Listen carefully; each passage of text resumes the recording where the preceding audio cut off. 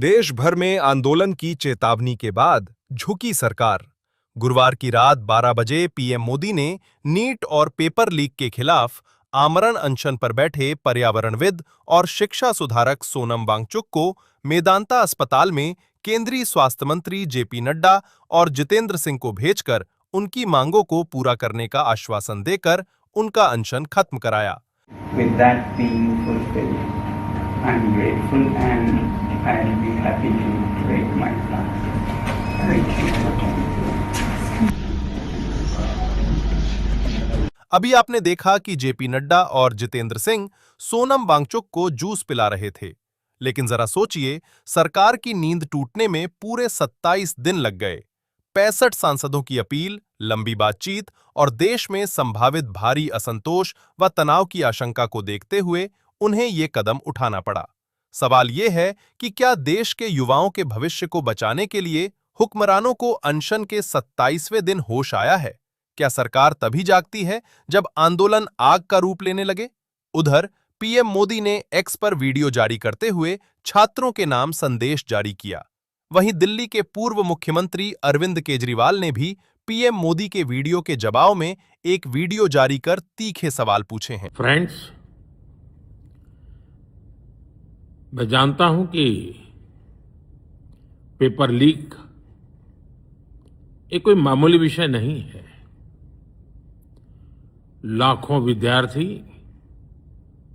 और उनके अभिभावकों के लिए बहुत ही पीड़ादायक है और इसलिए पेपर लीक घटना से अब तक पिछले 2.5 महीनों में अनेक विध कदम उठाए गए, गुनहगारों को पकड़ा गया है, वे जेल में पड़े हैं। हमारा सबसे महत्वपूर्ण जिम्मा था कि विद्यार्थियों का 1 वर्ष बर्बाद न हो। तत्काल परीक्षाएं लेना बहुत जरूरी था। सरकार ने अभी पूरी शक्ति का उपयोग करके कम से कम समय में 22 लाख जितने विद्यार्थियों के एग्जाम हो जाएं, इसका प्रबंध किया। और अभी 5-6 दिन पहले 19 तारीख को रिजल्ट भी आ गया और देश भर में उत्तीर्ण हो गए विद्यार्थियों की खुशियों की खबरें भी आ रही हैं। लेकिन हम वहां पर संतोष मानने वाले लोगों में से नहीं है और इसलिए मैंने आज फास्ट ट्रैक कोर्ट के लिए विभागों को निर्देश दिए थे। आज विभागों ने लगातार मेहनत करके देर रात मुझे मुसद्दा भी दे दिया। फास्ट ट्रैक कोर्ट और कठोर सजा के प्रावधान के साथ का ये मुसद्दा कल कैबिनेट में चर्चा होगी। कैबिनेट के साथियों के सुझाव के बाद उसका अंतिम रूप दिया जाएगा और सोमवार से संसद का दूसरा सप्ताह शुरू हो रहा है। तब जल्द से जल्द उस बिल को सदन में पारित कराने का प्रयास किया जाएगा। नमस्कार आप सबको। अभी अभी प्रधानमंत्री जी ने एक ट्वीट किया है। ट्वीट करके उन्होंने कहा है कि पेपर लीक मामलों पे सजा दिलवाने के लिए फास्ट ट्रैक कोर्ट बनाए जाएंगे। पर प्रधानमंत्री जी, ये तो बच्चों ने मांगा ही नहीं था, ये तो डिमांड ही नहीं थी। ये तो ऐसे लग रहा है जैसे आप बच्चों को बेवकूफ बना रहे हो। फास्ट ट्रैक कोर्ट तो इस देश में बहुत बने हुए हैं। रेप केसेस के लिए बने हुए हैं, पॉक्सो के लिए बने हुए हैं और किस्म के मुद्दों के ऊपर फास्ट ट्रैक कोर्ट बने हुए हैं।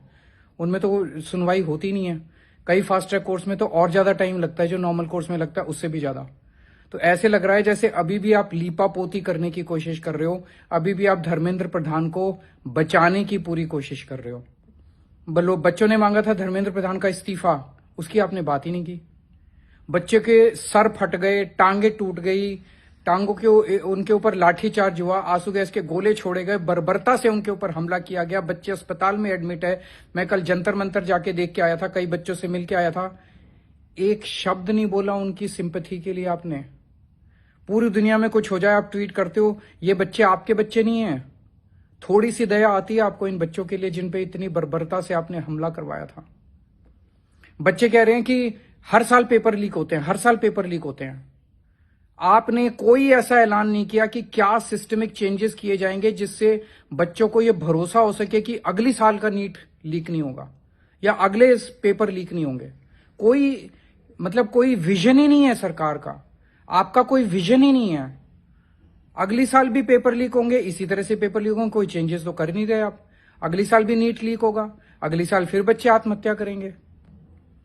आज आपका ये ट्वीट जो है, ये एक हारे हुए और दिशाहीन पर अहंकारी इंसान का ट्वीट दिखाई दे रहा है।